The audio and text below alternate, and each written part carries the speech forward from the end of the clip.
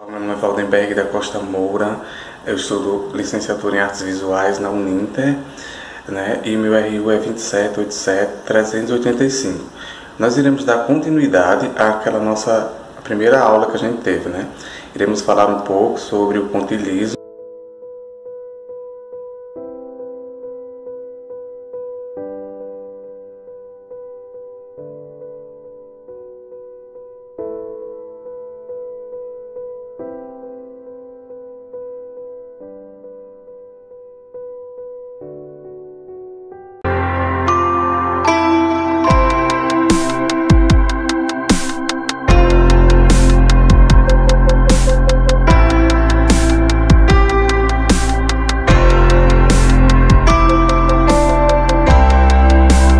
Diante da obra Um Domingo de Verão, na Grande Jatte, de Gilles Serra, reconhecido como líder da nova tendência artística, se a famosa tela de Serra compartilha o gosto impressionista pelas pinturas ao ar livre e pela representação da luz e da cor, o resultado obtido indica outra direção.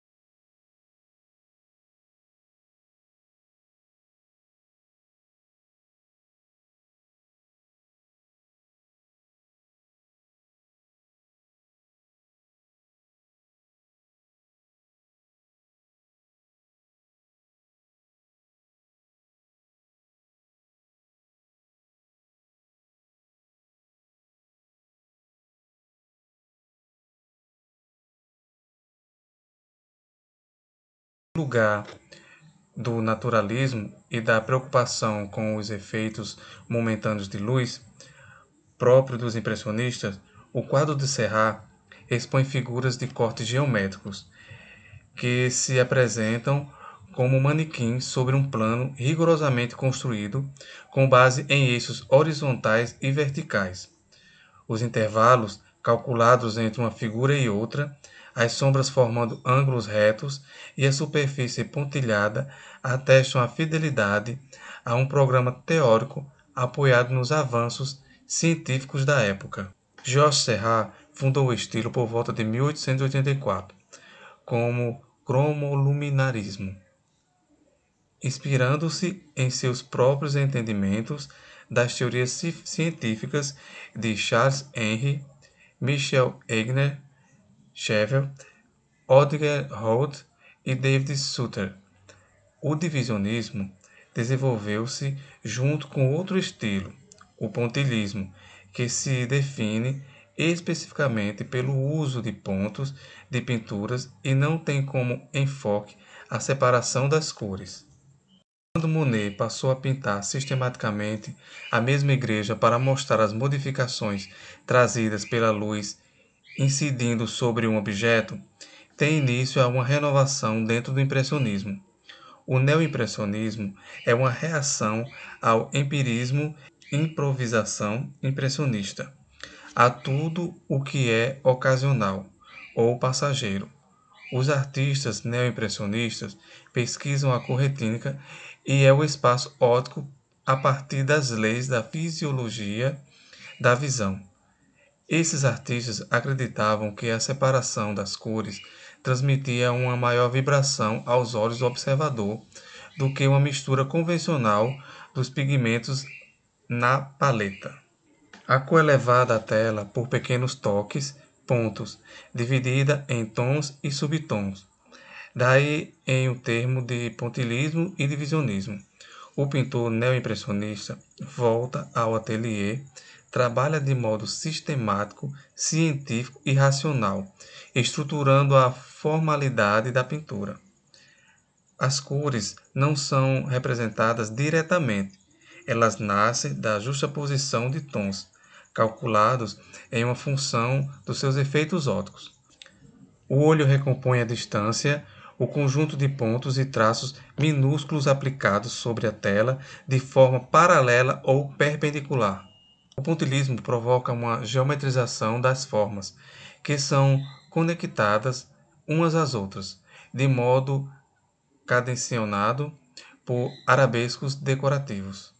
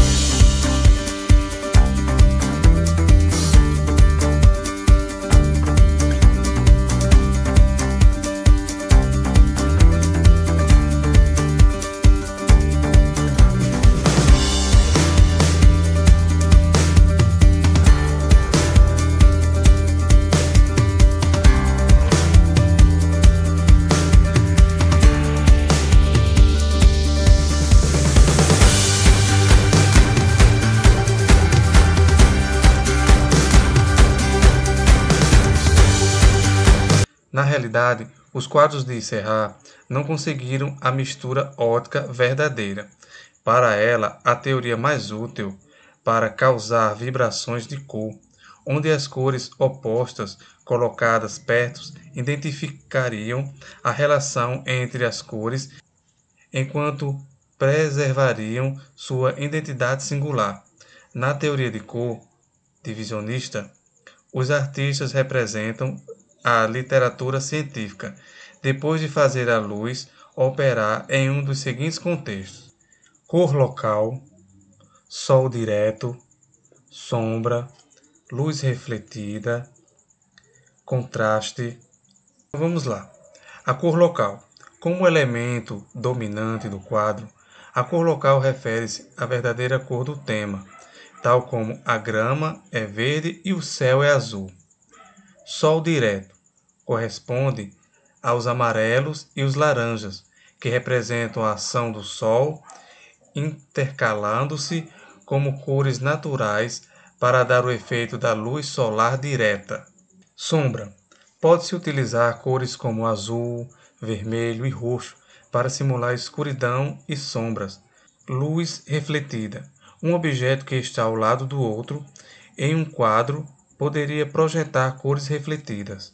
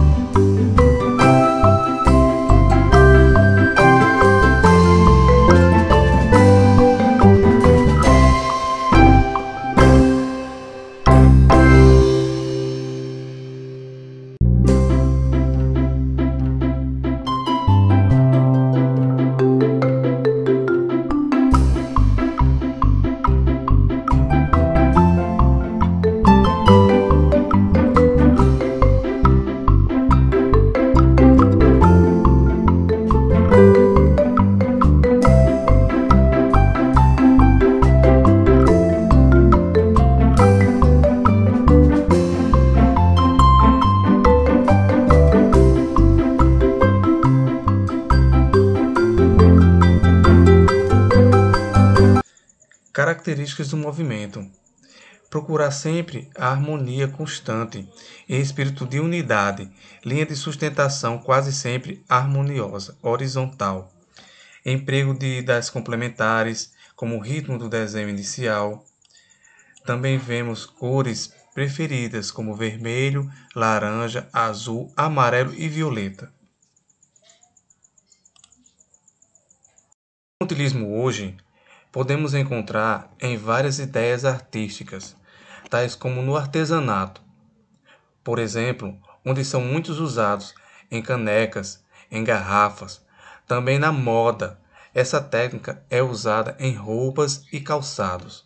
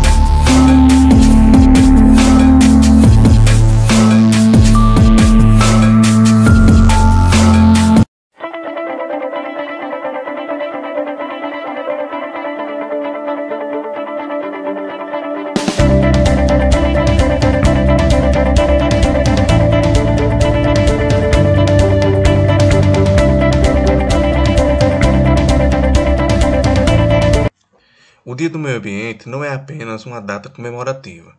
É um dia de lembrar a importância da preservação e do uso responsável dos recursos naturais. É um dia que não devemos ser restrito apenas ao dia 5 de junho, mas celebrar em cada decisão que a gente toma. Cuidar do meio ambiente é, antes de tudo, pensarmos em nosso impacto na natureza. Não faz muito tempo que a preocupação com o meio ambiente surgiu na pauta das conversas. Foi somente em 1972, na Conferência das Nações Unidas sobre o Meio Ambiente Humano, também conhecida como Conferência de Estocolmo, que inclinou-se uma mudança do modo de ver e de tratar as questões ambientais. A data 5 de junho foi escolhida por coincidir com o dia de realização da conferência. Hoje existe uma preocupação real com os impactos negativos da ação do homem sobre o meio ambiente, mas produzir e preservar não devem ser tratados como verbos antagônicos. Como você escolhe os produtos que você consome? Como você descarta o seu lixo? Como você se locomove pela sua cidade? Como consome somente o que precisa? O que você faz para proteger o meio ambiente? Nossas ações, sejam elas positivas ou negativas, por menores que sejam, fazem parte de um todo. É preciso unir esforços, envolver outras pessoas para a ação e tomada de decisões. Só assim conseguimos construir um futuro socialmente diverso, economicamente viável e ambientalmente responsável. É juntando cada um, empresas, instituições, cidadãos, que teremos uma sociedade mais consciente e capaz de semear e divulgar boas ideias para o meio ambiente. É pensando globalmente e agindo localmente que seremos capazes de impactar o planeta. Programa das Nações Unidas para o Meio Ambiente. Na Conferência de Estocolmo, a ONU criou o Programa das Nações Unidas para o Meio Ambiente e estabeleceu 26 princípios e planos de ação que têm como objetivo a maior proteção do meio ambiente, apresentados na Declaração da Conferência da ONU sobre o Meio Ambiente.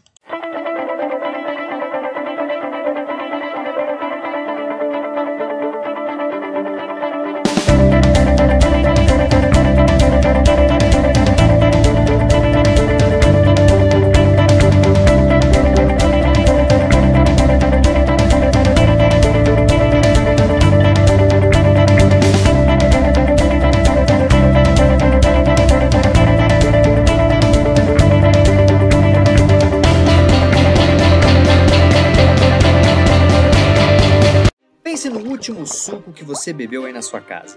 Você jogou a garrafa na lixeira e algumas horas depois, o caminhão de lixo passou e levou essa embalagem embora. Problema resolvido, não é mesmo? Não, pelo contrário. Esse lixo desapareceu da sua casa, mas continua sendo um problema enorme para o nosso querido planeta. Duvida? Então pense em todo o lixo da sua casa. Depois pense nas casas da sua rua.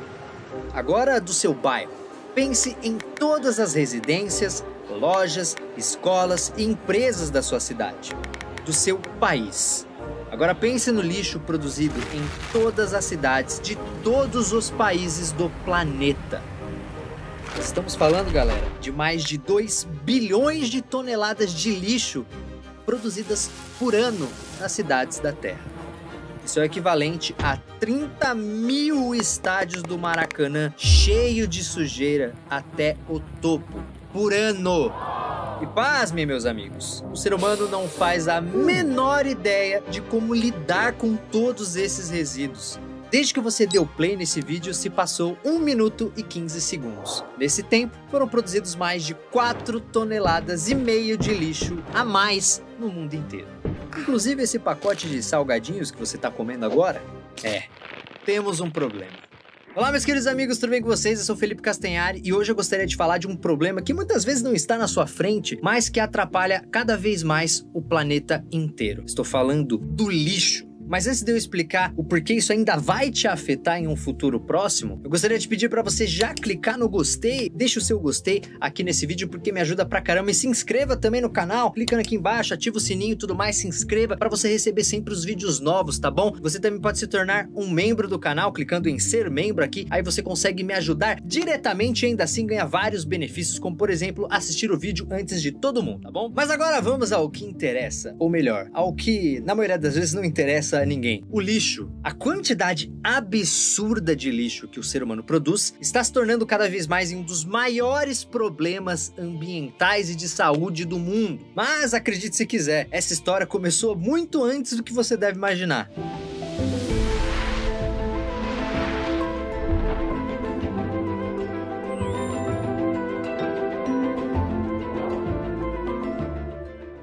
Se existe algo que a história nos mostra é que onde existe seres humanos, existe lixo. Isso é algo que vale para qualquer época, em qualquer lugar. Uma prova disso é que mesmo explorando o espaço somente algumas décadas, já deixamos milhões de detritos flutuando ao redor da Terra.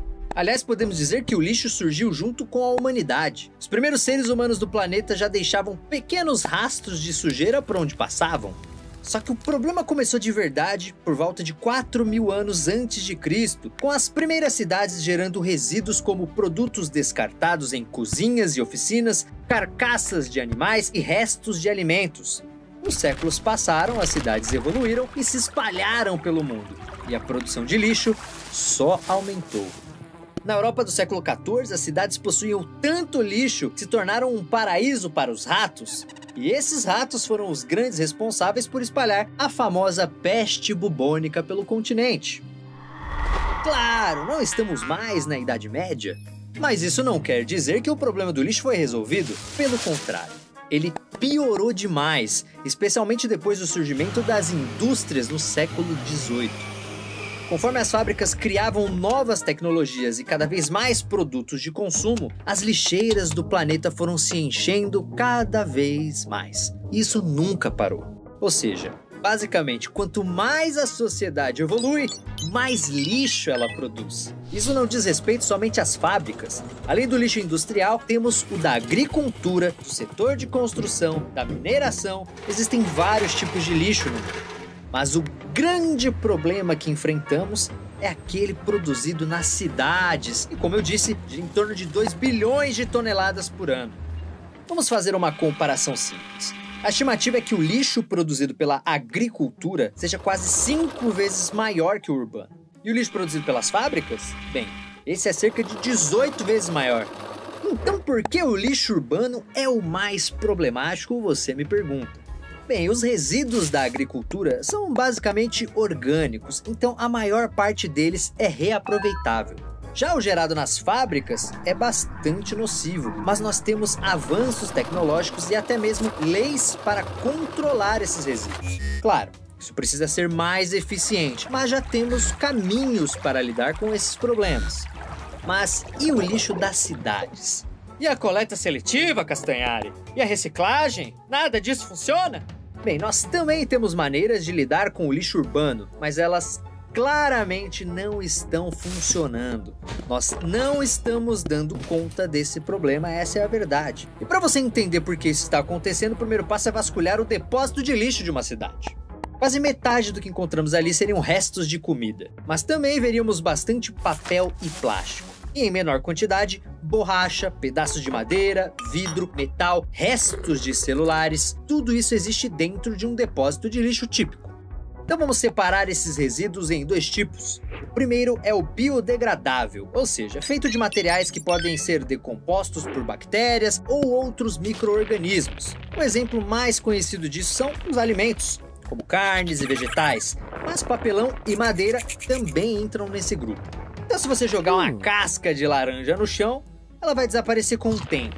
Isso demora cerca de 3 meses para acontecer. Mas um dia, essa laranja não estará mais lá, porque foi consumida por micro-organismos. Para nossa sorte, a maior parte do lixo urbano é biodegradável, mas existe também aquele que não é biodegradável. Ou seja, é feito a partir de materiais que fungos e bactérias simplesmente não têm interesse. Normalmente são materiais sintéticos como vidro e metal que precisam de muito tempo para se decompor. Você tem uma ideia? Uma fralda descartável precisa de 600 anos para desaparecer.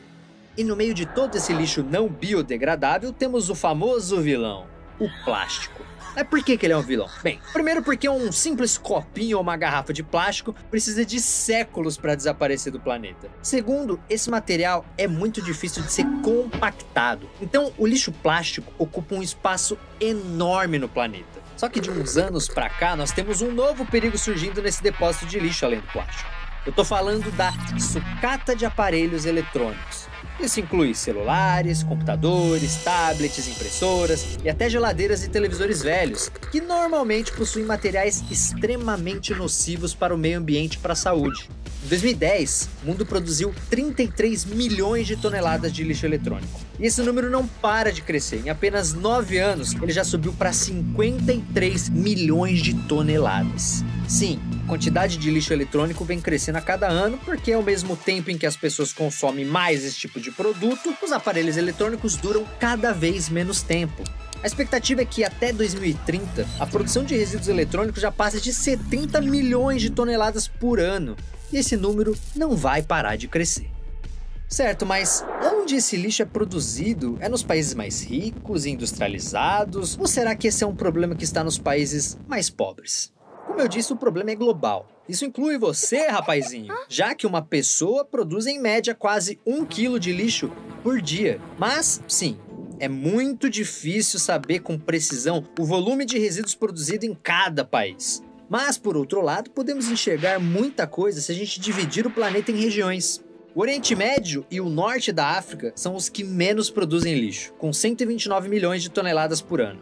Ainda na África, a região subsaariana, ou seja, abaixo do deserto do Saara, produz 174 milhões de toneladas. Depois vem a América Latina e o Caribe, com 231 milhões de toneladas, e a América do Norte, com 289 milhões de toneladas.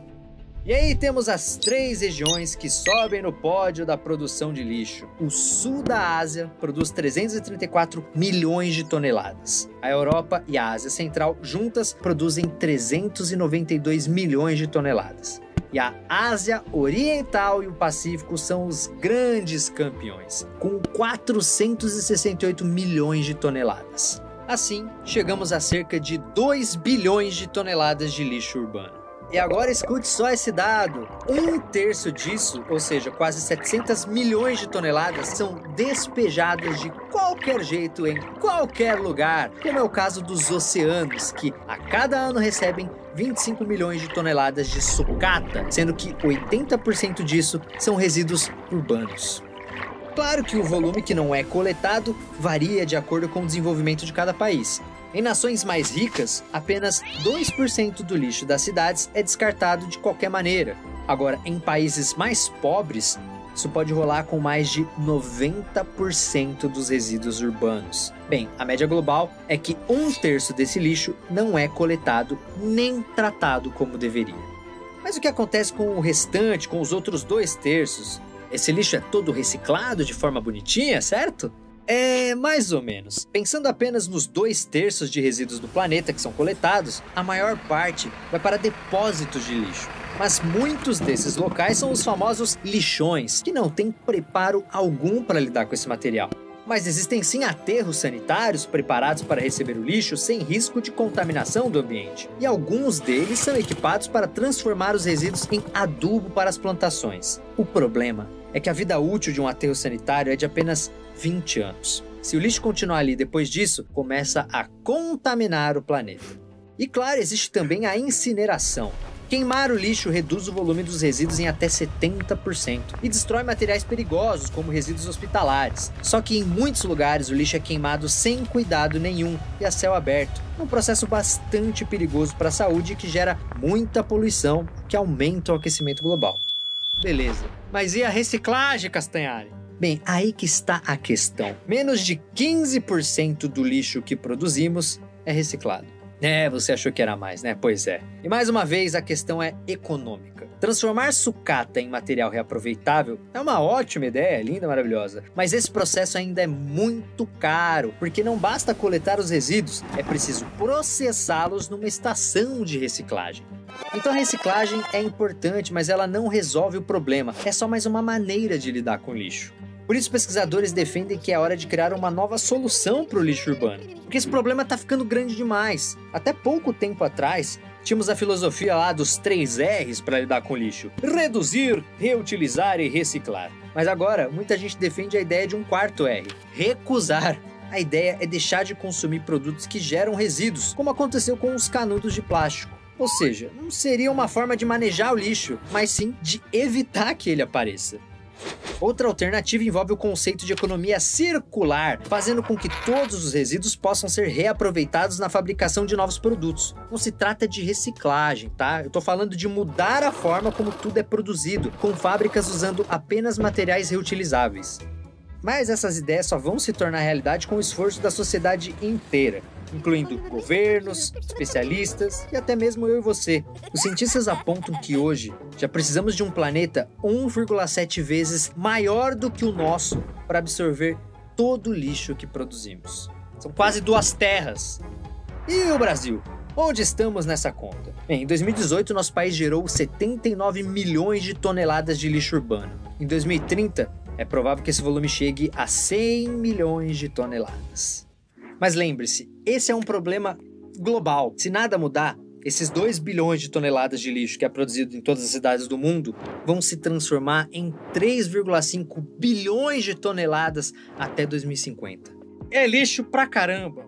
Então é importante você entender que quando o caminhão de lixo passa na sua rua, o problema do lixo que a sua casa produziu não está resolvido, ele não vai embora junto com o caminhão. Não vai. Essa é a verdade. E por mais que a solução para isso não esteja ao nosso alcance, é muito importante você ter consciência do que está acontecendo para não ajudar a aumentar ainda mais o problema. Por isso eu peço que você compartilhe esse vídeo para levar a informação até as pessoas, deixe o seu gostei aqui para o YouTube divulgar, se inscreva no canal, me siga lá no Instagram, @FeCastanhari. E calma, não vai embora. Você pode clicar aqui para assistir o nosso último Nostalgia animado sobre a questão do racismo no Brasil. Esse vídeo tá muito maneiro. Clique aqui ou clique embaixo para ver os efeitos devastadores de uma bomba atômica. Obrigado a todos os membros que tornaram esse vídeo possível. Um beijo no coração de vocês e tchau!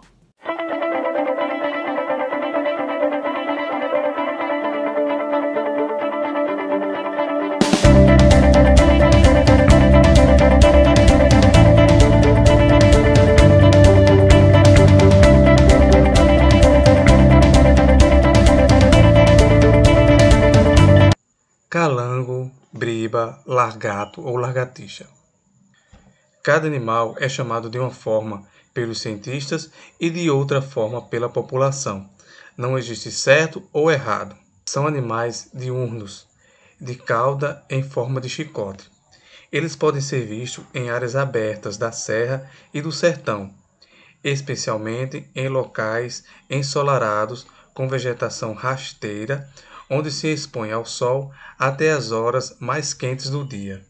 Os calangos alimentam-se de minhocas, formiga, larvas, cupins e até outros largatos. Corpo robusto com dorso castanho, com pontas negras e claros, às vezes formado faixas transversais, membros largos e cauda relativamente curta, pescoço com faixa transversal negra, magenta, por uma faixa clara, que tende a desaparecer nos indivíduos maiores, ventre claro e garganta negra dos adultos. Machos adultos apresentam a face ventral da coxa e da cauda na cor negra. O calango do Abaeté é um lagarto conhecido pelos cientistas como Glaucomaxis abaetenis. Foi descrito pela primeira vez na ciência em 2002, nas dunas do Abaeté. Considerado de tamanho mediano, pode-se alcançar 20 centímetros de comprimento. Apresenta a cauda de verde brilhante com características marcantes da espécie. O calango abaeté ele só existe no litoral norte da Bahia e tem sua distribuição concentrada na zona litorânea. Ocupa predominantemente a faixa de dunas e areia branca. Sem as restingas do nosso litoral, ele irá desaparecer. Utiliza os horários mais quentes para realizar suas atividades diárias. Nas proporções de vegetação de moita, vasculham as folhas secas no chão em busca de alimentos. Se não for preservado, ele corre o risco de desaparecer para sempre da natureza.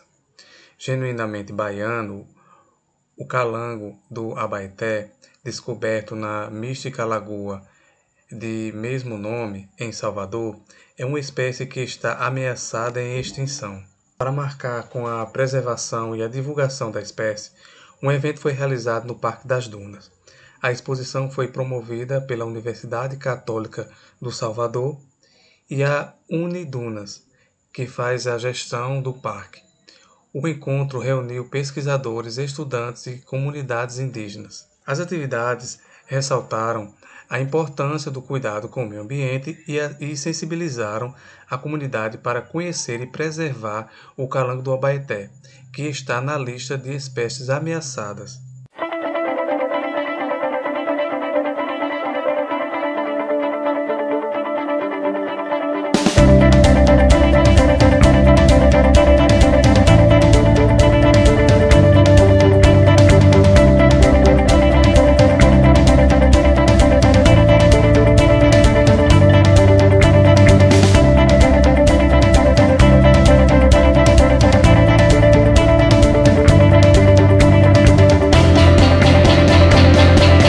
Clara Filipa Camarão foi uma indígena brasileira da etnia Potiguará e que teria nascido na metade do século XVII, supostamente na região onde se localiza atualmente o bairro de Igapó, em Natal, no estado do Rio Grande do Norte, às margens do rio Potengi.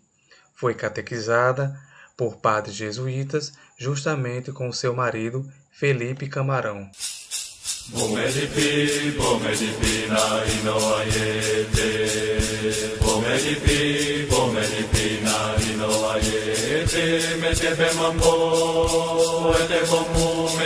Entrou para a história brasileira por participar de batalhas junto com seu marido durante as invasões holandesas em Olinda e no Recife.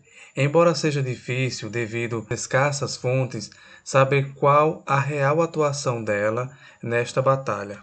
Clara também teria liderado um grupo de guerreiras indígenas na luta contra os holandeses, assim como seu marido liderava um grupo de índios.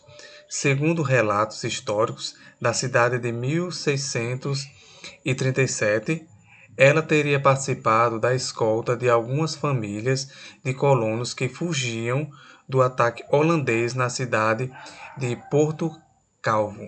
O fato dela ter se tornado a líder de um pelotão feminino pode parecer estranho aos olhos modernos, porém, isso, ao que tudo indica, fazia parte dos costumes de algumas tribos indígenas do Brasil antes da colonização. Era o hábito entre alguns indígenas que as mulheres acompanhassem os seus maridos tanto nos tempos de guerra como nos tempos de paz.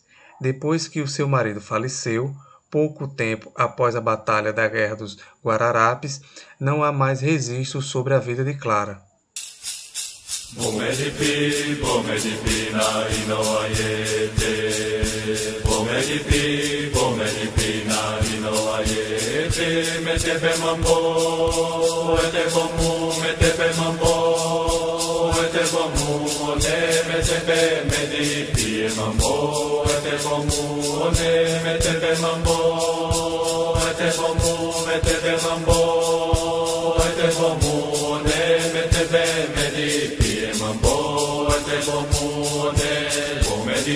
Clara, assim como os demais líderes que lutaram para a expulsão dos holandeses, entrou para a história brasileira como uma heroína.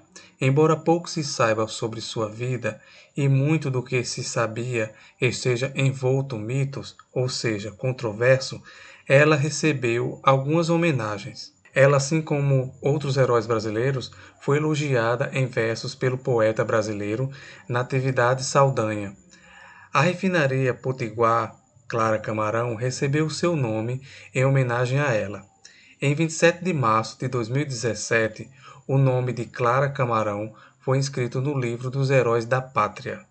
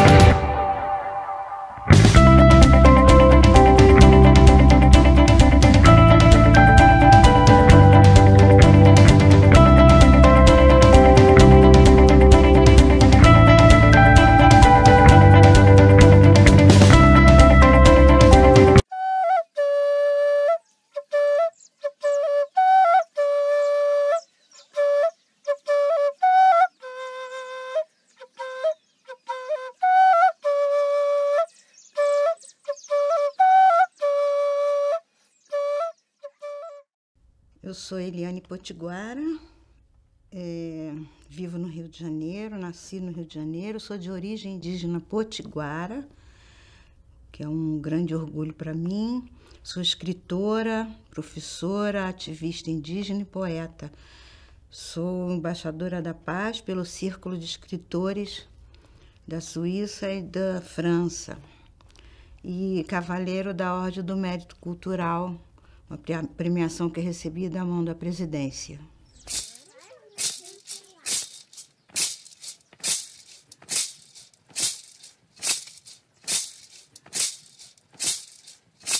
A palavra potiguara já está intrínseca no significado do lugar do camarão, né? Potiguara. Poti é camarão, guara é do lugar. Do tupi antigo. Não existe assim bem um mito, mas existe um significado muito especial de ser do lugar. Talvez seja esse é o significado real de ser potiguara, é de ser de terras do camarão, a terra Caju-Tibiró, né? A Caju-Tibiró, terra do índio potiguara.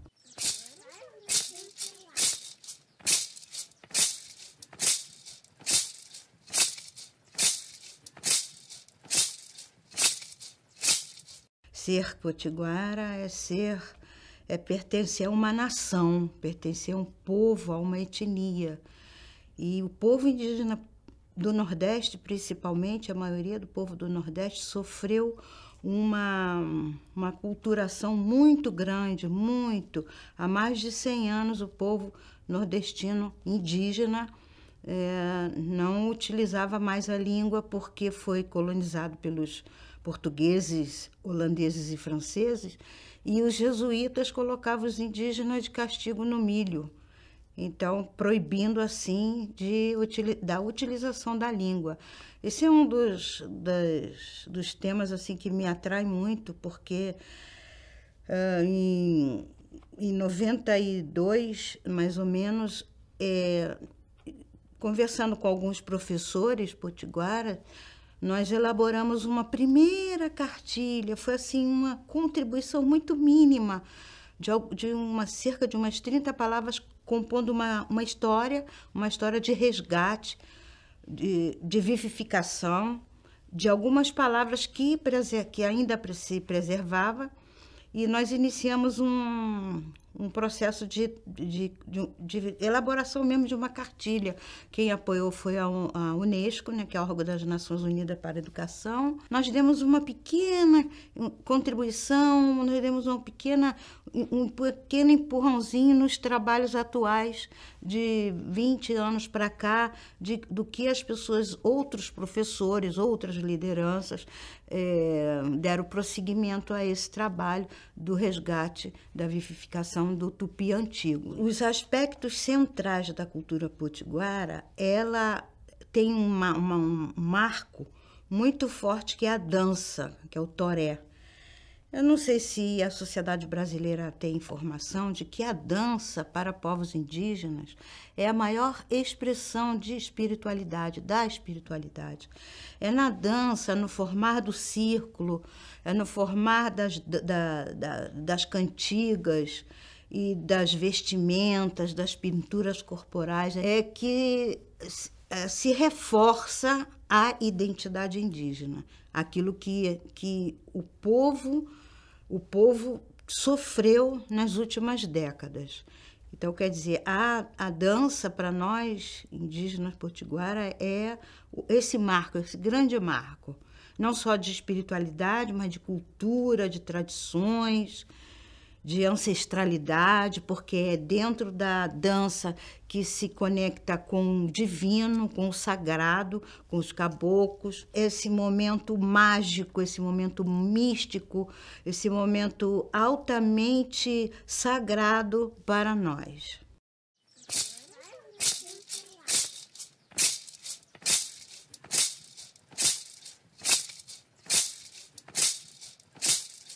O povo potiguara, que fica bem no litoral da Paraíba, foi um dos povos, do povo mais massacrado culturalmente, que perdeu tudo, assim, perdeu toda a parte artesanal, algumas formas de sobrevivência, teve que se reconstruir. Hoje, se você for lá, você vai ver, eles estão dançando toré com a vestimenta, com as plumagens, resgatando, porque tem muita semelhança com outros povos.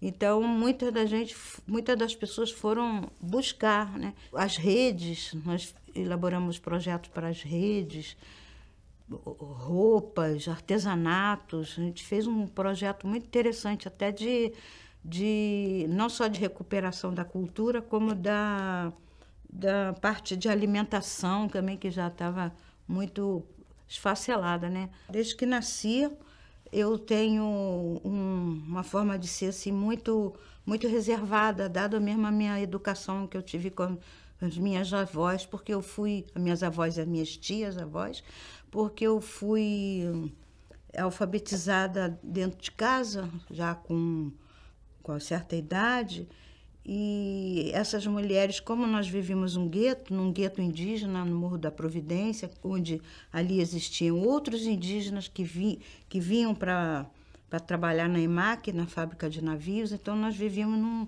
num gueto que socialmente era um lugar de muita violência psicológica, violência física, era um lugar onde existia uma comunidade oriunda da Segunda Guerra Mundial, e que eram pobres, carvoeiros, pessoas carvoeiras, bananeiros, pessoas que tinham um trabalho bem proletário.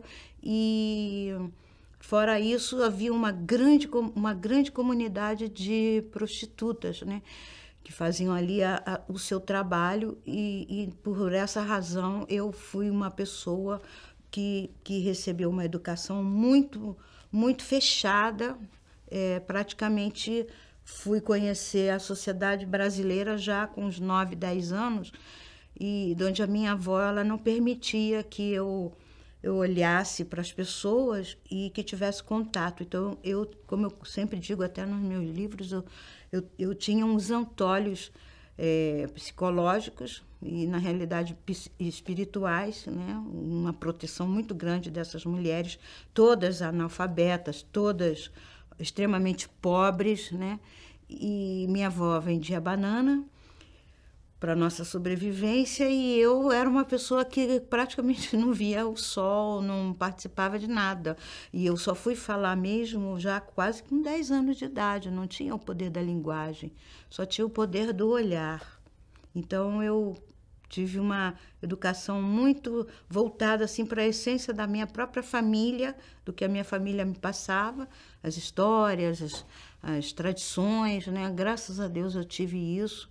E até hoje, com 66 anos que eu tenho, eu guardo essa forma de ser. Você aprende muito no contexto urbano. Na universidade, na escola, eu tive que passar pelas escolas, pela universidade. Eu fui professora também, não só de pessoas indígenas, mas como de pessoas não indígenas. Mas eu sempre fui uma pessoa muito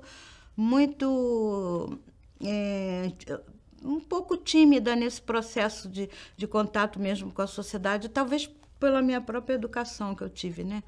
Muita opressão econômica e muita opressão psicológica, de você não estar nas suas terras, apesar de que eu não nasci nas terras indígenas, mas eu convivia com isso porque elas a temática delas o tempo todo era a questão da violência, da imigração, da pobreza, da perda das suas terras, do distanciamento da família, do distanciamento desse processo todo cultural, cosmológico. Então, esse distanciamento, esse sofrimento, que na realidade é uma história de sofrimento, é uma história de luta e resistência, uma história de mulheres que lutaram pela sobrevivência delas e pela sobrevivência dos que vieram. Na realidade, essas histórias de opressão, elas estão por aí, pelo Brasil inteiro, pelos interiores, né? História invisibilizadas de mulheres que teriam muito para contar, né? E eu me sinto integrante dessa história do povo indígena brasileiro, que passou todo um processo de luta, de sofrimento e que não perdeu as suas raízes, a sua identidade indígena, que isso é a coisa mais interessante. E ter orgulho de ser brasileira e ter orgulho de ter uma etnia, de saber de onde vem.